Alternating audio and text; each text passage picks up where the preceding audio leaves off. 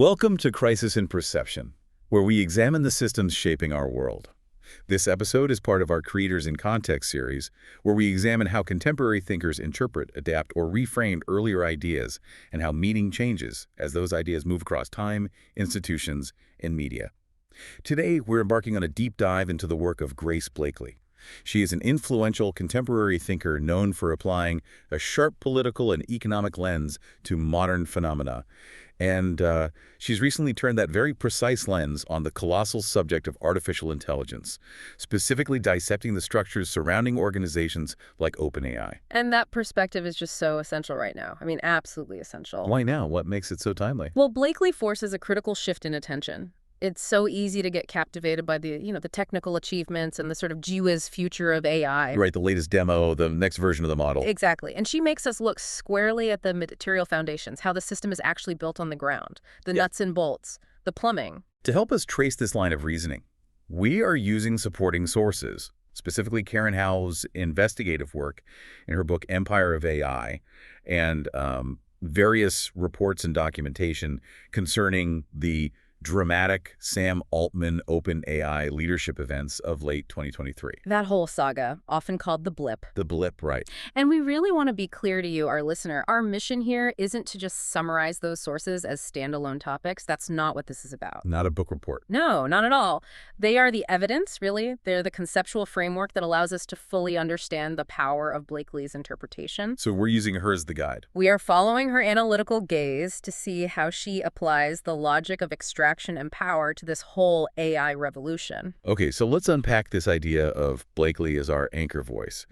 She operates across books, traditional media, and, increasingly short-form digital platforms. It's everywhere. She is. And always with a consistent area of focus, which you've said is crucial for understanding her AI critique. Absolutely.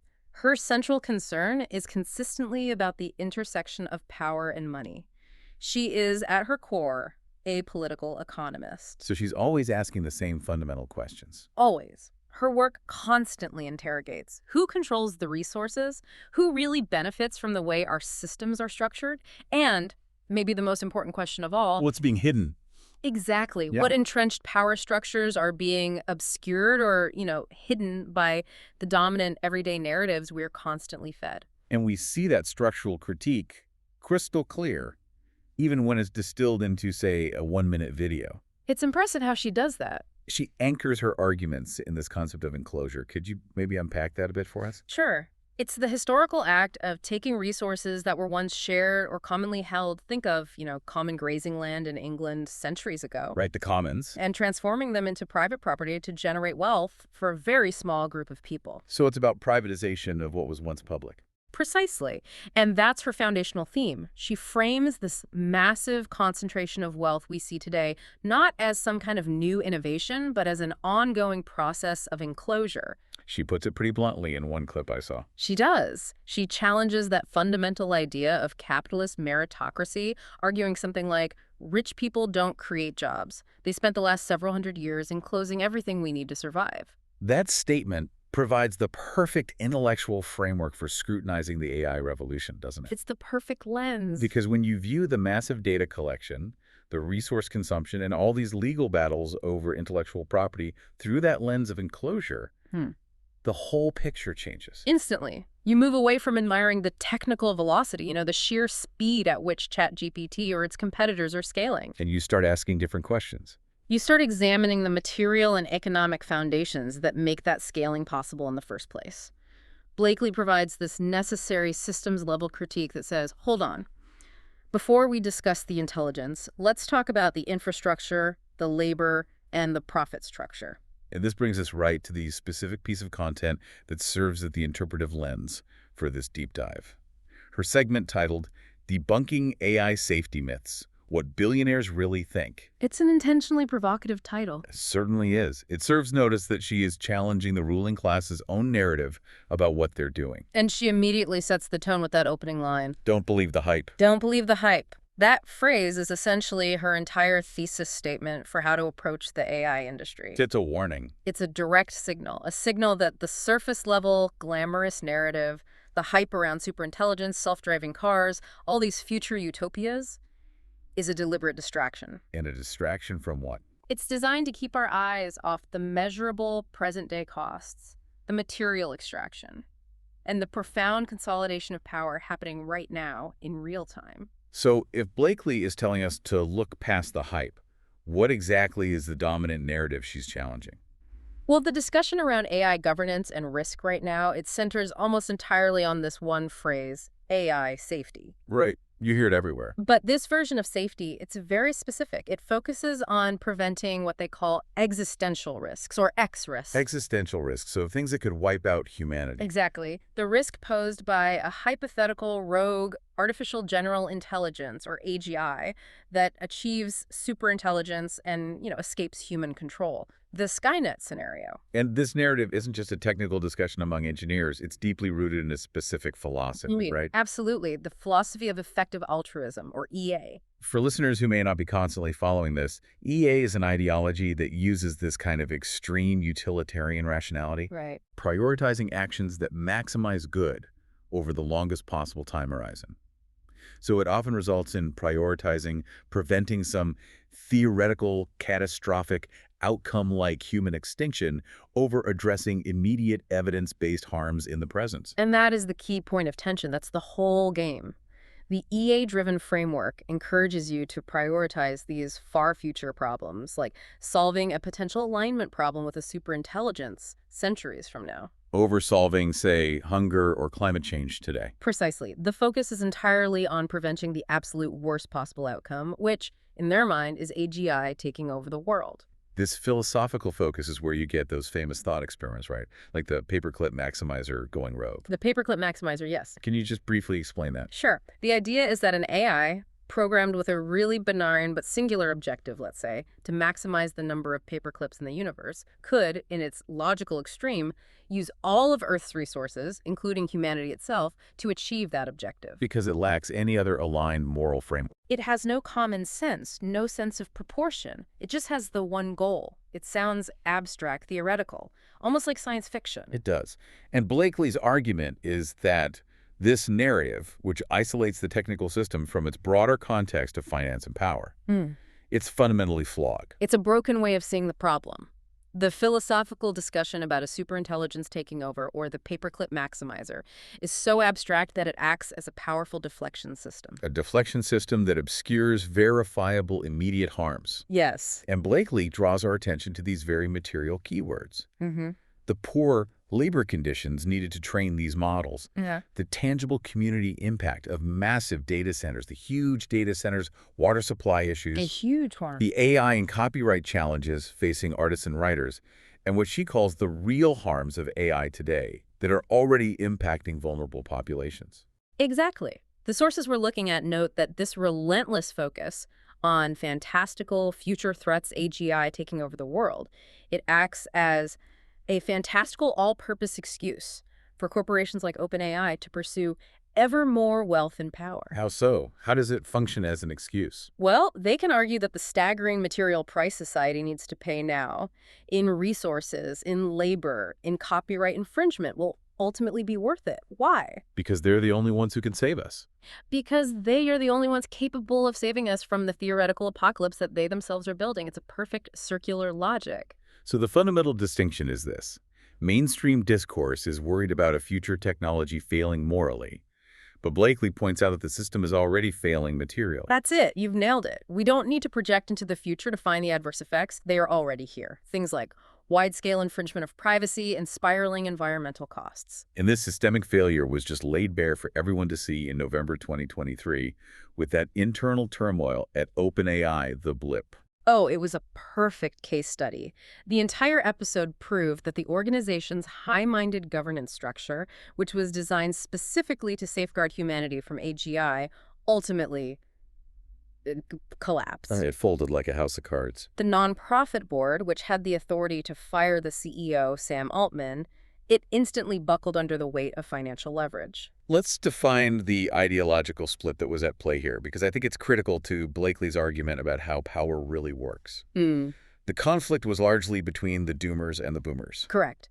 The doomers are those who are prioritizing this existential risk. They're often rooted in that EA philosophy, and they believe that scaling AI has to slow down or maybe even stop if safety and alignment aren't guaranteed. And the board members who fired Altman, like Helen Toner, they represented this view. They did. They were prioritizing the nonprofit mission over the commercial survival of the for-profit arm. And then you have the boomers, represented by Sam Altman, his investors, most of the employees. Right. They prioritize accelerating the scale, commercial viability, profit maximization. Their belief is basically that the benefits of AGI are so vast that slowing down is actually more dangerous than accelerating. So the crisis became a perfect illustration of Blakeley's critique because the conflict was framed as this big ethical struggle. But it was resolved purely by financial pressure. The sources describe the event as demonstrating how much a power struggle among a tiny handful of Silicon Valley elites is shaping the future of AI. Initially, the board acted, consistent with their mission. They fired Altman. They did what they were set up to do. Right. And they argued that even if the action destroys the company, it would still be consistent with the mission of ensuring beneficial AGI.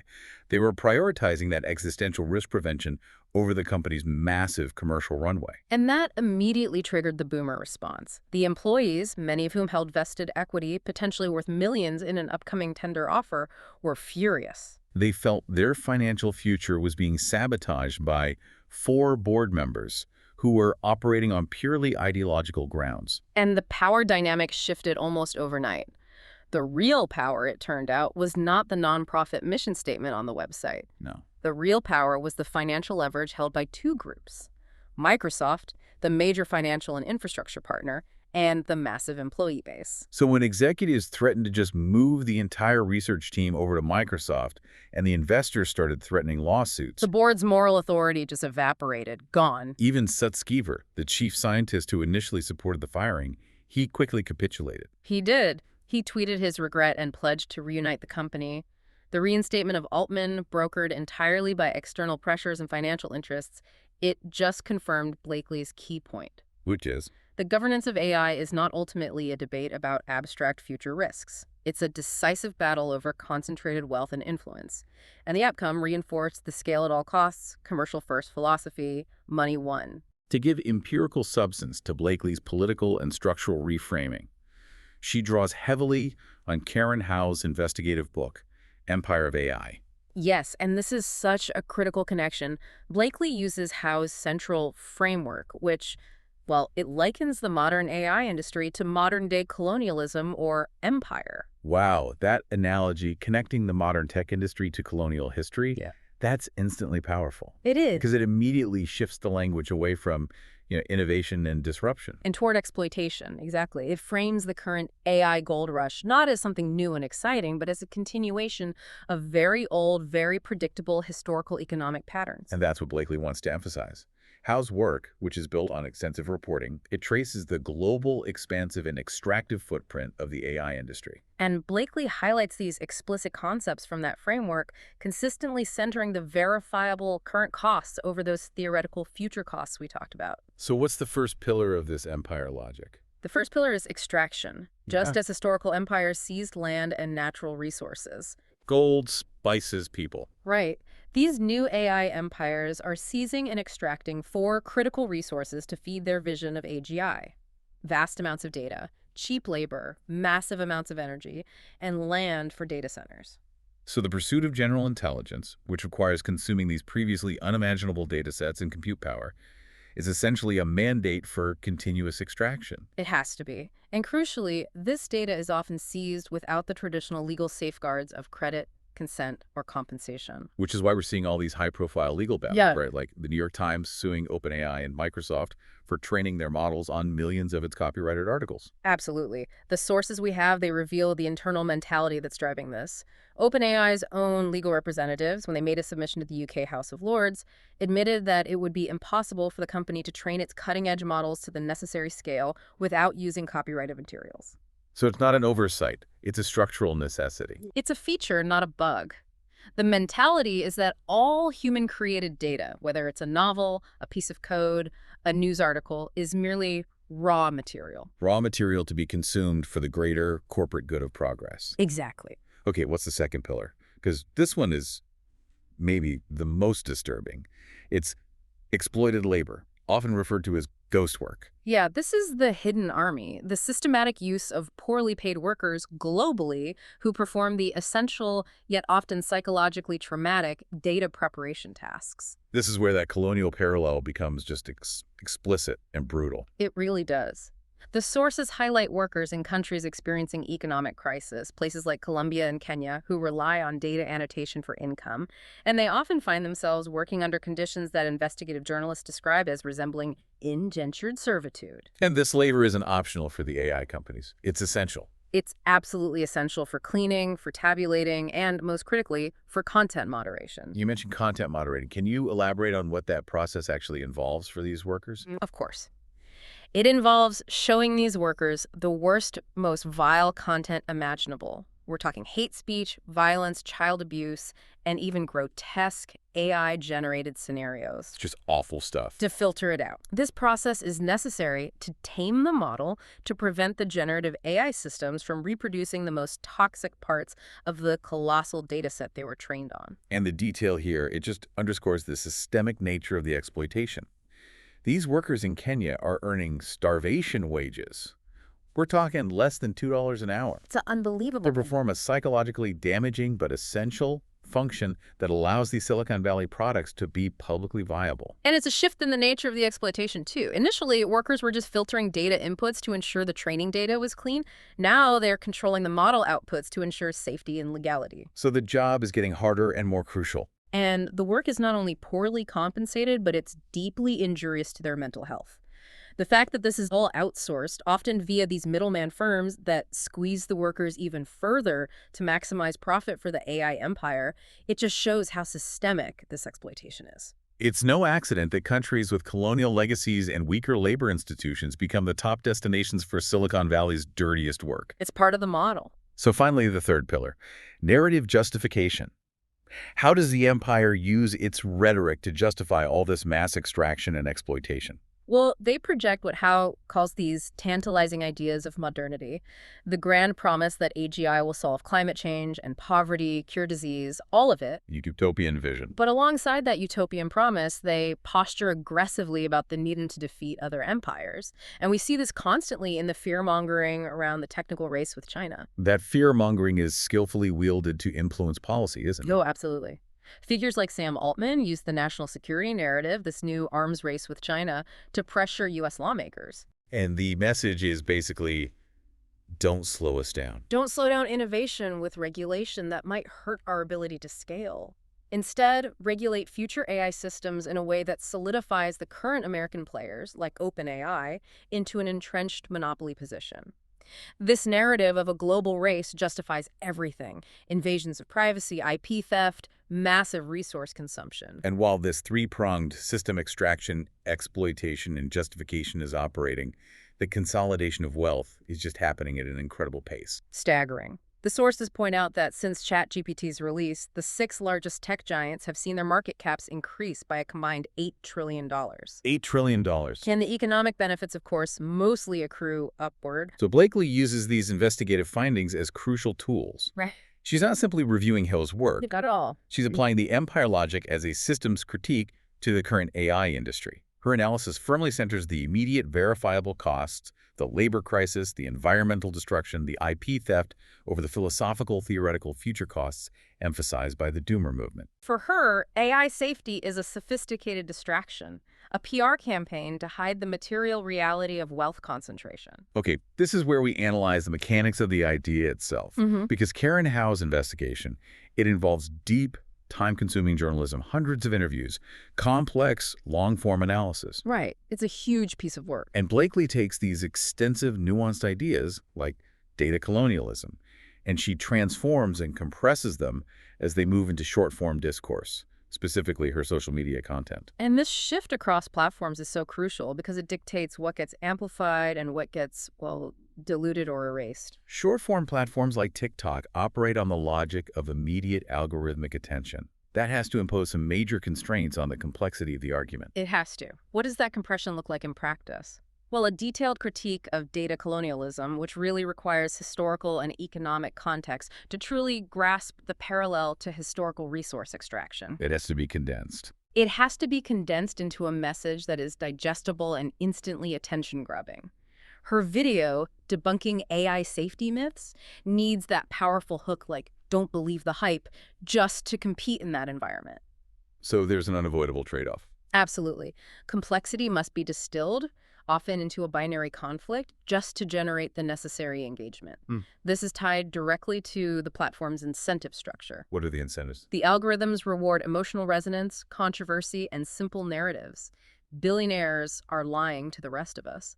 Blakeley is skillful at keeping the core critique intact, focusing on power and resources. But the nuance has to go. But the granular detail of internal struggles or complex economic models, it has to be reduced to powerful, memorable slogans. But the platform also dictates what is amplified versus what is erased in the broader public consciousness. A really important point.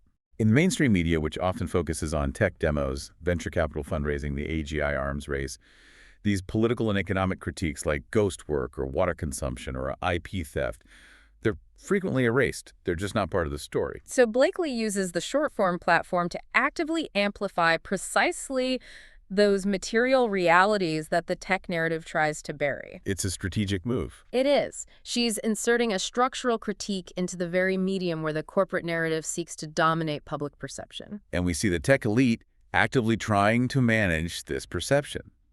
After some critical coverage, Sam Altman's internal team, according to our sources, determined that the disconnect between the perception of OpenAI and its reality, it could be fixed. But not by addressing the structural flaws. No, it could be fixed by a tuning of OpenAI's public messaging. I mean, that internal decision is just so telling about the empire's strategy, isn't it? It's all PR. They identified a reputational challenge and immediately treated it as a PR problem to be surgically managed, rather than a structural or moral issue that requires systemic change. Blakeley's work is a direct challenge to that controlled narrative. She's using the platform itself to spread an alternative structural interpretation. But the risk of platform compression remains. While she successfully highlights keywords like labor conditions and real harms, the full context of data colonialism, that historical continuity of resource extraction, it requires deep contextual knowledge. Right. The viewer gets the immediate insight that something is wrong, but the full historical weight that's provided by Hao's investigation is necessarily compressed into that single, powerful, and, potentially simplified term, empire. Okay, so this is the critical so what section. Why does this analysis matter so much right now? Blakeley's political economic reframing is vital because it shifts the entire AI discussion from these theoretical, abstract, and futuristic concerns to immediate material, systemic reality. So let's start with labor and governance. Blakeley's analysis, informed by the investigation into ghost work, it reveals that the outsourcing model isn't just a cost-cutting measure. It's systemic. It's baked in. The AI empires require massive, cheap, and disposable labor to police and refine their models. And this exploitation is made worse by the brutal nature of the content moderation work, which is just fundamentally injurious.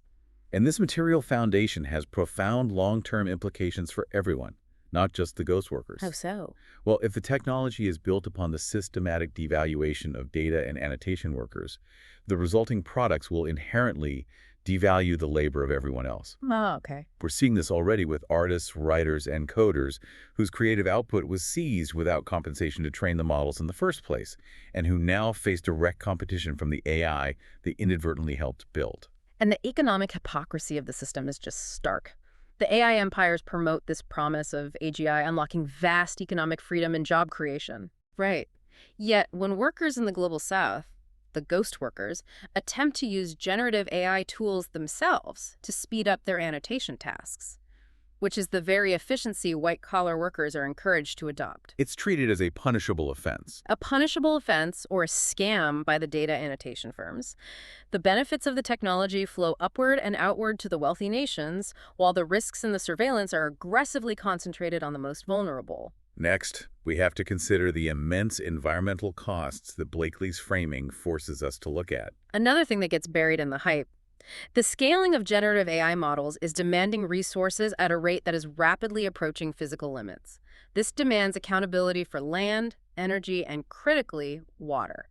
Can you elaborate on the water consumption? This is a detail that is so often ignored in the headlines about AGI breakthroughs. It really is. Data centers require staggering amounts of water for cooling. Reports indicate that these centers are drawing immense amounts of fresh water from already stressed local ecosystems. And this is generating immediate worry among activists in places like Arizona and Chile, where water scarcity is already a devastating political and environmental issue. And the numbers are just mind-boggling. Training a single large language model can consume enough fresh water to fill the cooling tanks of a nuclear power plant hundreds of times over. And the carbon footprint is spiraling right alongside that, tied to the requirement for ever larger models. Massive amounts of energy, often drawn from carbon-based sources.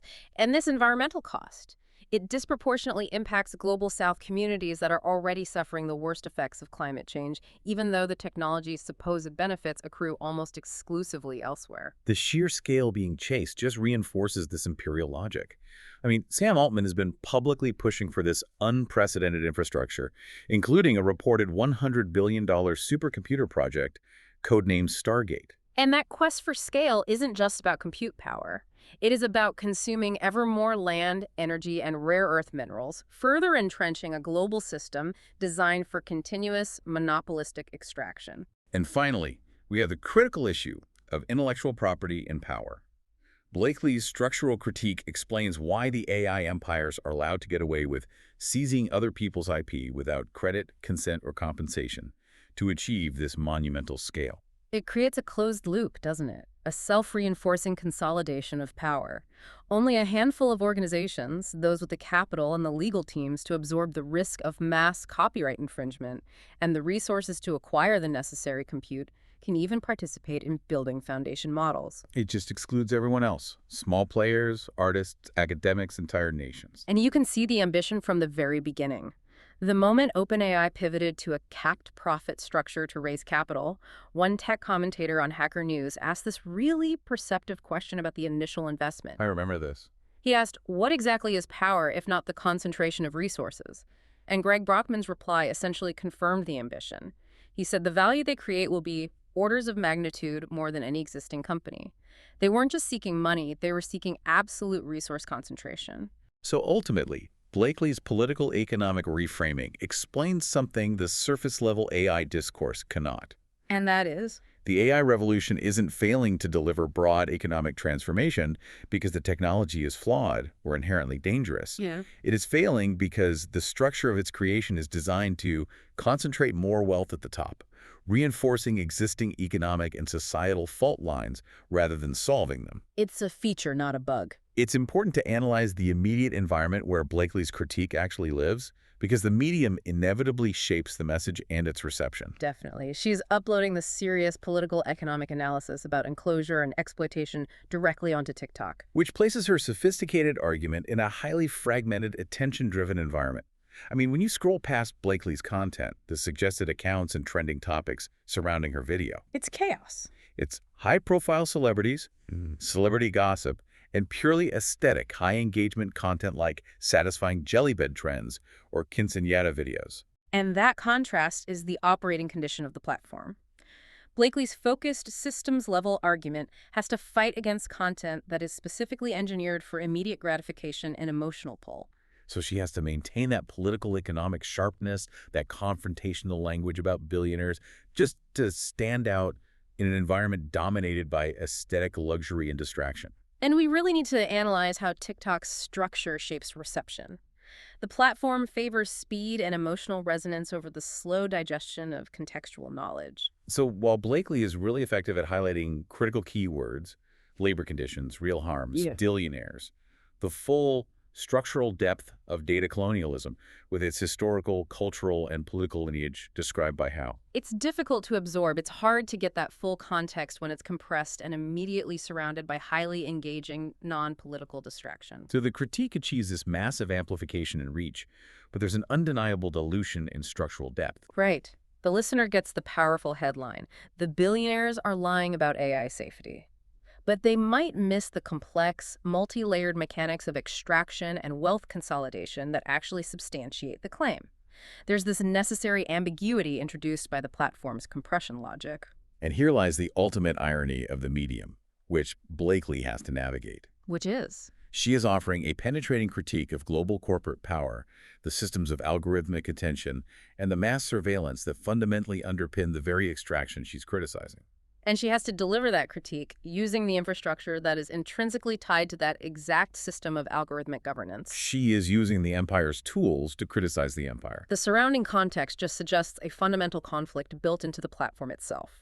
The user is presented with a choice: a difficult, systems-level analysis demanding structural change, or the simple satisfaction of immediate high dopamine content. And the platform, by design, encourages fragmentation of understanding. It makes it harder to synthesize the material reality she is detailing into actionable insight. It really underscores the difficulty of mobilizing systemic change when the primary tools of mass communication are owned and optimized by the very powers being critiqued. Blakeley's work attempts to hijack that platform's attention system just long enough to deliver a crucial system update to the user's perception of what AI truly is. So to wrap this up, what Grace Blakeley helps us understand differently is this necessary critical shift in perspective regarding AI governance and risk. She effectively forces the debate away from the theoretical dangers of futuristic technology safety, that doomer position, and she anchors it firmly in present-day political economy, the empire extraction position. And this reframing is essential because it fundamentally changes how we define risk. It shifts the goalposts entirely. Context reshapes the meaning of the terms we use. Right. For the tech elite, AI safety means preventing rogue AGI from reaching superintelligence and causing human extinction. But for Blakeley and the critics who follow this empire logic, AI safety means something completely different. It means safety from immediate, verifiable exploitation. Safety from IP theft, safety from environmental ruin, safety from the symptomatic devaluation of labor, and safety from the consolidation of political and economic power in the hands of a tiny handful of Silicon Valley elites. Her analysis reveals that the structure of the AI revolution, the unprecedented scale, the reliance on ghost work, the secrecy, the money-fueled quest for compute, it's not an accidental byproduct of innovation. No, it is, by design, a meticulously crafted formula for empire construction. The sources confirm this structural ambition. Sam Altman himself has mused that the most successful founders create something closer to a religion. And the vagueness of the mission to benefit humanity, it allows for this continuous, convenient reinterpretation to justify consolidating massive amounts of talent, capital, and global resources, regardless of the immediate material cost to communities or workers. And this highlights the necessity of demanding a systems analysis instead of simply accepting the slogans provided by the builders. We can't rely on the people who design the system of wealth concentration to unilaterally fix its social and environmental side effects. Especially when their governance model, as we saw in the OpenAI crisis, just dissolves the moment it threatens financial interest. Therefore, the solution, according to this structural critique, isn't better technology or even more sophisticated PR strategies. It's a necessary, democratic redistribution of power. And that redistribution needs to happen along three critical axes that Blakeley's work emphasizes: knowledge, resources, and influence. Okay, let's break that down. Redistributing knowledge requires a radical demand for transparency. We need funding for independent research organizations outside the AI empires to conduct robust evaluations of corporate models. And policymakers have to demand that companies relinquish key details about their training data, their technical specs, their supply chain dependencies. It's the bare minimum for addressing real-world harms like systemic discrimination and misinformation, which are data-defined and require external oversight. And then redistributing resources. That demands stronger protections for workers and creators globally. It means urgently updating intellectual property laws, so these AI empires can't just get away with seizing IP without compensation. It requires visibility into supply chains and labor practices, making it impossible to rely on middlemen to outsource the psychological and physical burden of ghost work. And most critically, it means strong labor protections. Unionization, accountability for extraction across the board, guaranteeing minimum wages and humane conditions for ghost workers, and securing protections against automation for writers and artists. This fundamentally challenges that scale at all costs logic. The ultimate goal, as Blakeley implies, is to democratize control over a consequential technology that, by its current design, only reinforces the concentration of wealth. So we have to ask ourselves, as the listener, what does this analysis leave us to consider? If the mission of AI to benefit humanity is merely, as Blakeley's analysis suggests, a uniquely potent formula for consolidating resources and constructing an empire-esque power structure, how can individuals and policymakers resist the current logic of unprecedented scale and consumption? And instead, how can we foster development that is community-driven, consensual, respectful of local context and history? We want to acknowledge the work that served as the foundation for this deep dive. Thank you to Grace Blakeley for her critical political economic reframing of the AI debate. And deep thanks to Karen Hao, whose investigative journalism in Empire of AI provided essential context and substance to this analysis.